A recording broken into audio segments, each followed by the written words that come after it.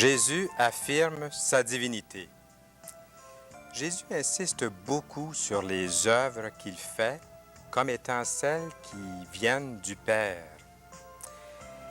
Et on l'accuse en disant « Toi qui es un homme, tu te fais Dieu ». Mesdames, Messieurs, bienvenue à l'émission Toute la Bible en parle. Nous reviendrons à ce sujet dans quelques instants. Et vous entendrez aujourd'hui Jacques Whitney, le chanteur avec le groupe Renaître, qui est de retour parmi nous. Et encore une fois, aujourd'hui, cette semaine, nous vous offrons cette brochure intitulée « Certitude et joie du salut ». Lorsque vous téléphonez pour quelque raison que ce soit à l'émission Toute la Bible en parle, vous recevez gratuitement une brochure, notre documentation d'aujourd'hui. Et si vous désirez recevoir un Nouveau Testament, un don de la Société biblique canadienne, il vous suffit, la condition c'est d'écrire, vous noterez bien l'adresse à la fin de l'émission et vous recevrez un joli Nouveau Testament. Et vous allez voir que ça vaut vraiment la peine de lire le Nouveau Testament, surtout celui-ci qui est écrit en français courant. Et j'aimerais, au cours de l'émission, vous parler un petit peu de la Société biblique. Nous aurons l'occasion d'en parler puisqu'ils font une œuvre absolument merveilleuse dans plusieurs, je crois que c'est 1800 pays, plusieurs pays du monde. De toute façon, vous allez voir, il y a des choses très, très intéressantes. Et en plus, nous avons ce privilège, à Toute la Bible en parle, de recevoir un Nouveau Testament tout à fait gratuitement. Il vous suffit d'écrire pour le recevoir. Et si vous téléphonez pour demander l'heure de nos réunions, l'horaire des études bibliques, des réunions de prière, peut-être même dans votre rue, eh bien, à ce moment-là, vous recevez certitude et joie du salut. En l'absence du directeur de la Ligue pour la lecture de la Bible, M. Noël Aubu, nous avons ici la préposée aux abonnements à la Ligue pour la lecture de la Bible, Lise Valcourt. Bonjour, Lise. Bonjour. Comment allez-vous? Ça va bien. Il nous fait plaisir de vous accueillir ici. Et qu'est-ce que vous avez à nous proposer aujourd'hui comme lecture? Bon, j'ai 2 livres. Le premier, le titre, c'est « La vie et les enseignements de Jésus le Messie » de Dennis E. Clark, aux éditions La Ligue pour la lecture de la Bible. C'est un livre qui se lit bien. C'est comme si l'auteur nous parlait personnellement. En gros, ça se trouve à être les récits des évangiles qui sont expliqués dans le contexte du temps de Jésus, puis qui sont basés sur des faits historiques puis archéologiques. Le but du livre, c'est de laisser Jésus se révéler à nous autres comme étant le Messie. C'est un bon livre aussi pour les musulmans. Bien, c'est bon. Oui. J'ai un deuxième livre, L'essentiel du christianisme, de John Stott, un auteur bien apprécié. C'est aussi un livre aux éditions de la Ligue pour la lecture de la Bible. En gros, le livre, il nous explique c'est qui Jésus.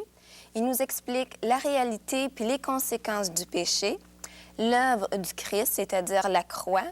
Puis il y a une invitation à prendre une décision pour marcher avec le Seigneur. J'aime beaucoup ce livre-là. Je l'ai utilisé un jour dans un cégep. J'étais invité et j'ai parlé de l'essentiel du christianisme. Il est vraiment extraordinaire, ce livre-là. Oui, bien apprécié. Oui. Puis pour terminer, bien, je suis contente de vous présenter la revue Partage.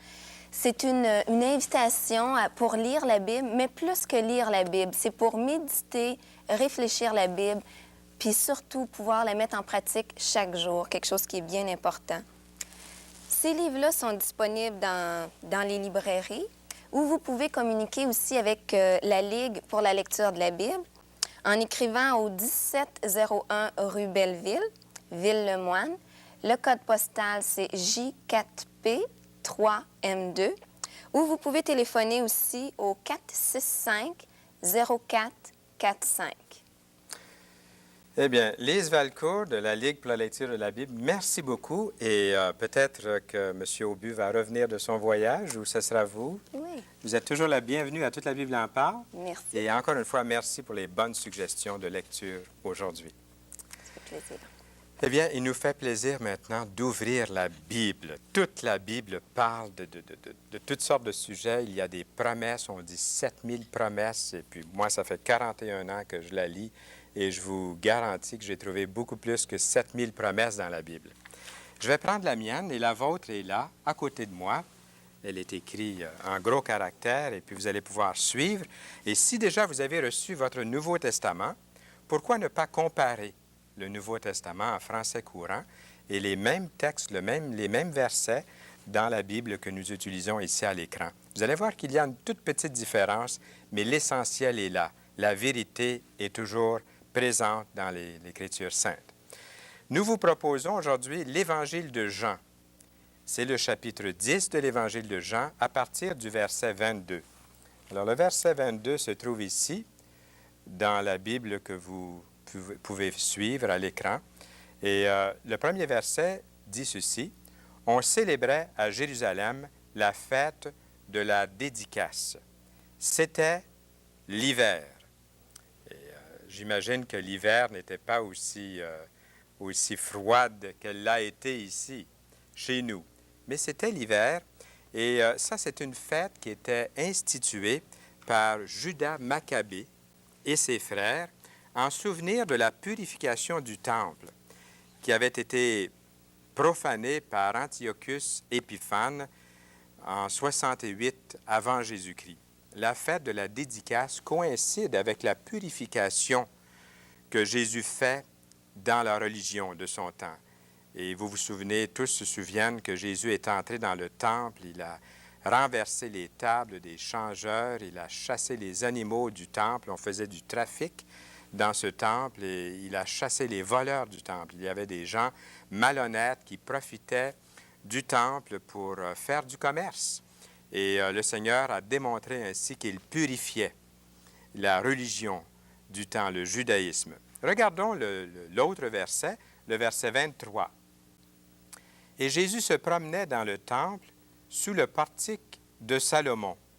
Les Juifs l'entourèrent et lui dirent: « Jusque à quand tiendras-tu notre esprit en suspens? Si tu es le Christ, dis-le-nous franchement. » Ils sont curieux et on pourrait dire c'est bien normal. Ils voulaient savoir si Jésus-Christ était vraiment le Messie, l'envoyé de Dieu. Les Juifs ne voient pas que Jésus est l'accomplissement des Écritures. Ils avaient l'Ancien Testament, ils avaient les prophètes, ils avaient les écrits. Jésus a démontré qu'ils ne sont pas de bons bergers, même pas des brebis. Ils ne reconnaissent pas sa voix. Vous vous souviendrez que dans ce chapitre 10 de Jean, Jésus a dit que ses brebis entendent sa voix et reconnaissent sa voix et le suivent. Le Père, qui est le grand berger de l'Ancien Testament, appelle Israël le bon berger par le bon berger qui est Jésus, le Fils de Dieu. Si tu es le Christ, dis-le-nous franchement.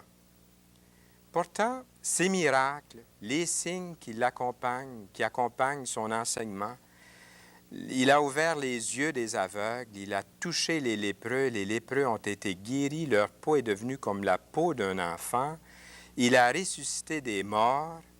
Ses œuvres le suivent partout. Ils ne voient pas, ils n'entendent pas, ils sont comme des aveugles. Regardez le verset suivant, le verset 25. Jésus leur répondit: « Je vous l'ai dit, et vous ne croyez pas. Les œuvres que je fais au nom de mon Père rendent témoignage de moi. » Si Jésus avait répondu affirmativement à leurs questions, l'aurait-il vraiment cru? Je ne crois pas. Il ne voyait même pas les œuvres du Père en lui, en Jésus. Sa vie était remplie de miracles. Ce n'était pas seulement son enseignement, et même lorsqu'il parlait, les gens ont dit « Jamais homme n'a parlé comme cet homme ». On a dit aussi « Cet homme qui n'a pas étudié dans nos universités, dans nos écoles, d'où vient-il? D'où lui vient cette sagesse? » Même dans ses paroles, on a vu une grande puissance. Ses œuvres, les miracles, tout ce qui accompagnait Jésus était fabuleux, était extraordinaire. On n'a pas voulu le voir. Le verset 26 maintenant. « Mais vous ne croyez pas parce que vous n'êtes pas de mes brebis. Mes brebis entendent ma voix, je les connais et elles me suivent. Je leur donne la vie éternelle et elles ne périront jamais. Et personne ne les ravira de ma main. Mon Père qui me les a donnés est plus grand que tous, et personne ne peut les ravir de la main de mon Père. Moi et le Père, nous sommes un.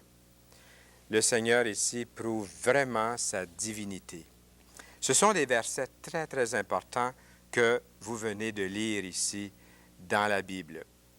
J'aimerais commenter un petit peu surtout la phrase que le Seigneur a dite ici, « Je leur donne ». Je leur donne. Il ne dit pas « Je vais leur faire gagner ». Je vais leur faire acheter la vie éternelle par leurs bonnes œuvres ou par une bonne vie ou en s'appliquant. Il a dit « Je leur donne ». C'est un cadeau. Imaginez-vous pour un instant que vous avez perdu quelque chose de très, très précieux.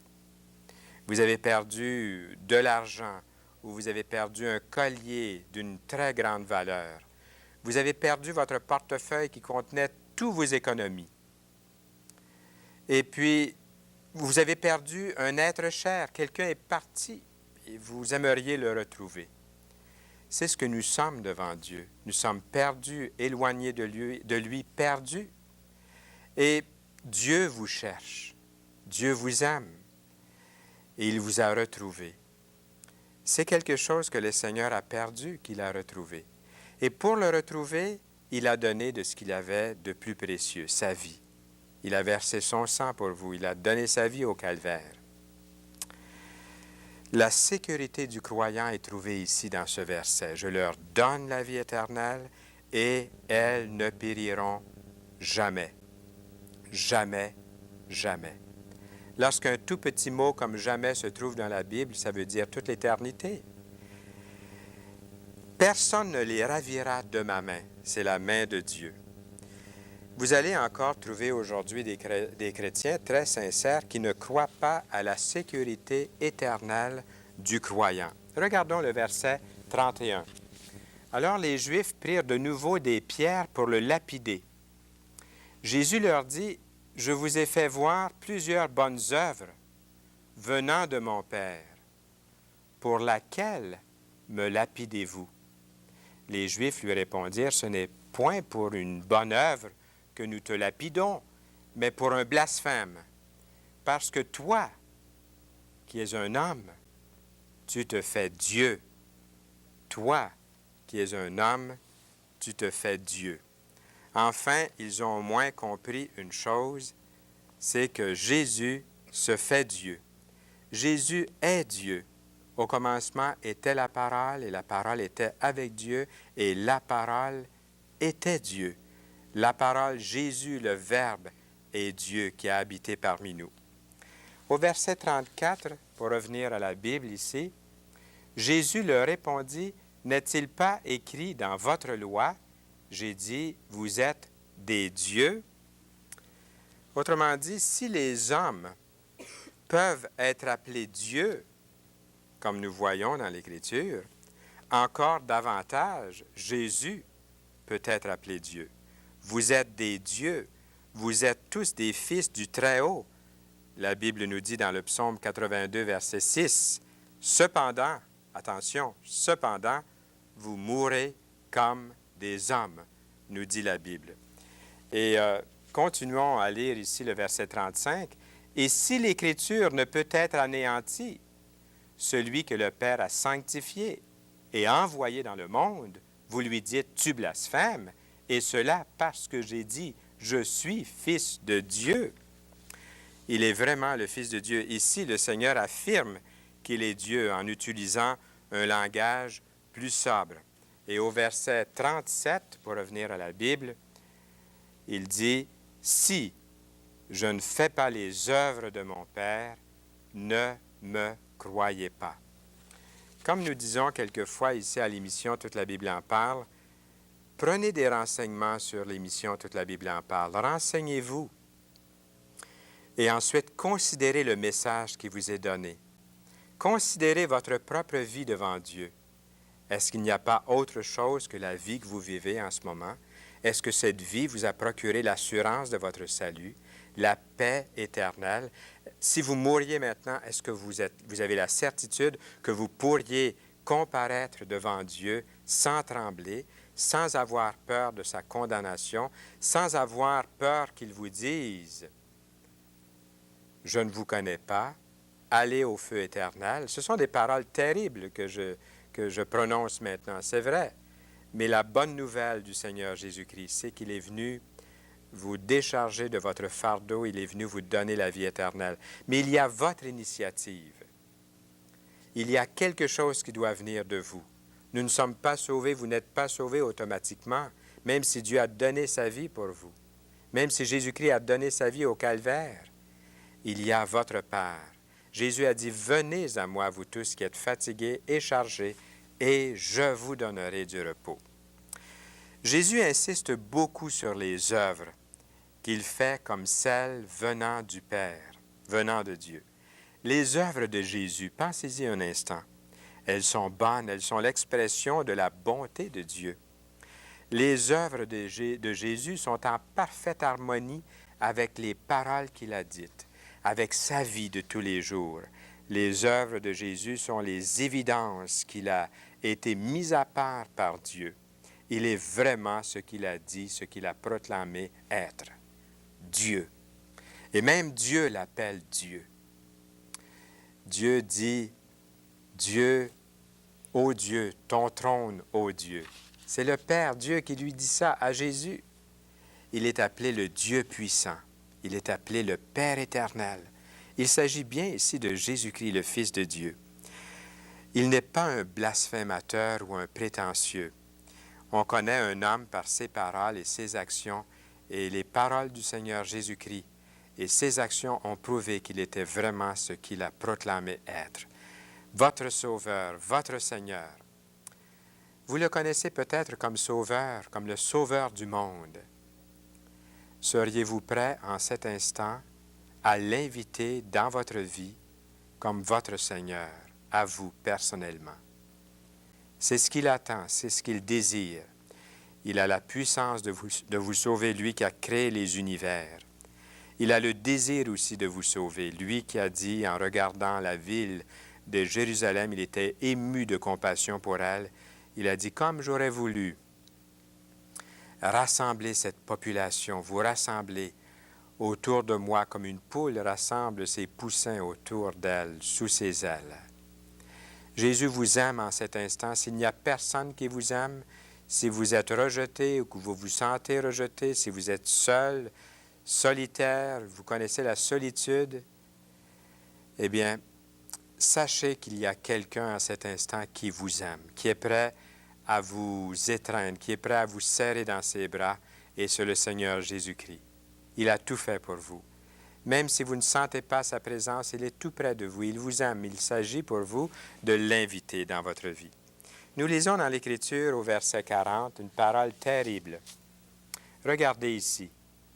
Jésus s'en alla, et j'aimerais juste m'arrêter là. Jésus s'en alla, et je vais continuer à lire ce texte, s'en alla de nouveau au-delà du Jourdain, dans le lieu où Jean avait d'abord baptisé, et il y demeura.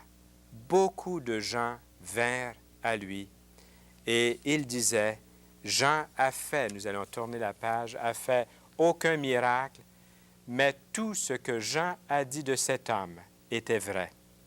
Et dans ce lieu-là, plusieurs crurent en lui. Il y a deux choses ici. La première, Jésus s'en alla. Et ça, c'est terrible dans la vie lorsque Jésus n'est plus là. Mais il y a quelque chose d'encourageant dans ce texte et j'espère que vous vous retrouvez dans ce passage. Plusieurs crurent en lui. Beaucoup de gens vinrent à lui. Serez-vous parmi ces gens? Je vous lance l'invitation. Je mets la main sur votre épaule et je vous dis, cher ami, qu'allez-vous faire? Allez-vous venir au Seigneur Jésus-Christ? Appelez-nous maintenant pour nous le dire. Et le Seigneur est fidèle. Il tient sa parole. Que le Seigneur vous bénisse abondamment pour sa plus grande gloire. Eh bien, un cadeau, un présent comme la vie éternelle, nous vous offrons quelque chose qui ne se compare pas, bien sûr, à la vie éternelle. C'est une brochure, quand même, qui peut vous la donner, cette vie éternelle. Certitude et joie du salut. Et en plus, nous avons le Nouveau Testament à vous offrir. C'est un Nouveau Testament don de la Société biblique canadienne. Vous verrez l'adresse à la fin de l'émission et vous n'avez simplement, c'est la condition, il s'agit d'écrire pour le recevoir. Laissez-moi trouver ma feuille ici. J'aimerais quand même vous lire quelque chose de la Société biblique. Nous avons reçu une lettre. La Société biblique canadienne est dévouée à la traduction, la production et la diffusion de la Bible, sans notes doctrinales ni commentaires, dans les langues que les peuples du monde peuvent lire et comprendre à des prix abordables. Et encore, en collaboration avec l'Alliance biblique universelle, la Société biblique canadienne est à l'œuvre dans 180 pays, alors c'est 180 pays, et territoires à travers le monde, fournissant des Écritures saintes en plus de 1800 langues et dialectes différentes. Merci beaucoup à la Société biblique et j'espère que vous allez écrire. C'est la condition pour recevoir le Nouveau Testament. Le groupe Renaître est personnalisé à l'émission Toute la Bible en parle dans la personne de quelqu'un que j'aime beaucoup. Et c'est un ami personnel, lui et son épouse, c'est Jacques Whitney. Aimeriez-vous être à jamais délivré du joug qui vous oppresse? Eh bien, Jacques Whitney est là pour nous donner la réponse.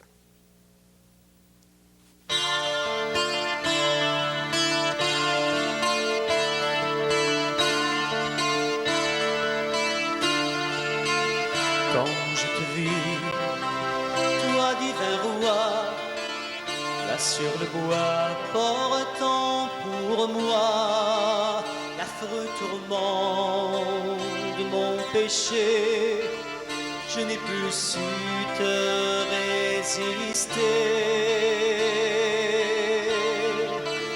Dans ton amour, tu acceptas de porter nos fautes ici-bas.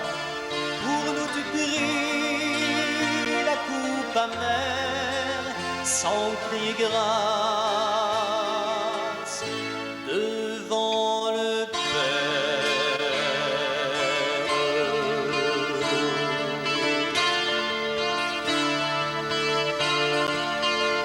Ton front si pur par nous meurtrir, de bronche à point sous l'infamie, et tes deux mains blessées de coups n'ont point exhalé le coup. Dans ton amour, tu acceptas de porter nos fautes ici-bas. Pour nous tu pris la coupe amère, sans crier grâce devant le Père.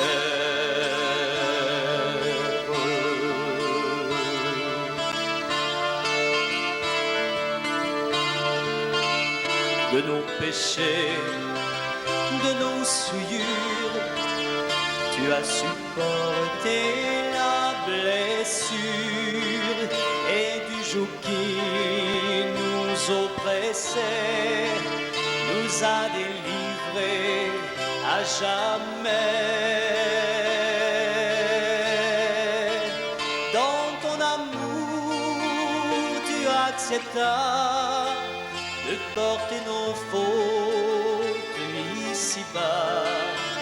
Pour nous tu pris la coupe amère, sans crier grâce devant le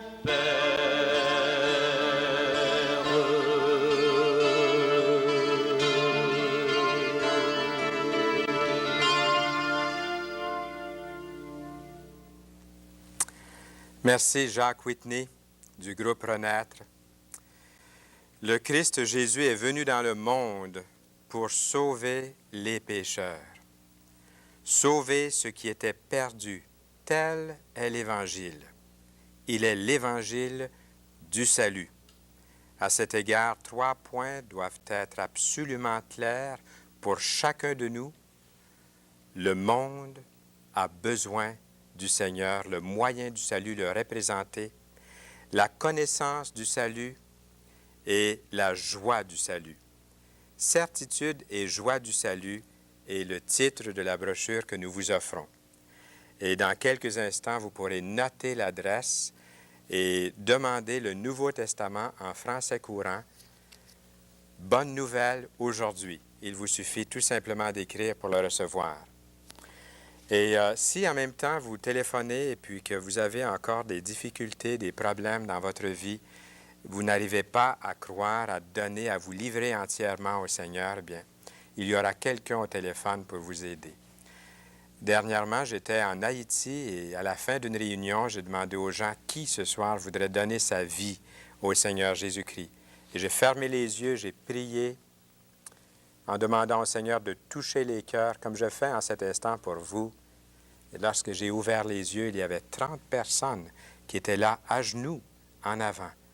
C'était une vraie repentance. Quelques-uns ont brisé les liens avec le voodooïsme. Peut-être que dans votre vie, il y a des liens à briser aussi. Le Seigneur vous aime, vous appelle tel que vous êtes. En cet instant, pourquoi ne pas lui répondre? Pourquoi encore aujourd'hui, à cette heure-ci, ne lui donnez-vous pas votre vie? Nos invités la prochaine fois, Mario et Valérie Godbout. Et Jacques Whitney sera là de retour. À bientôt!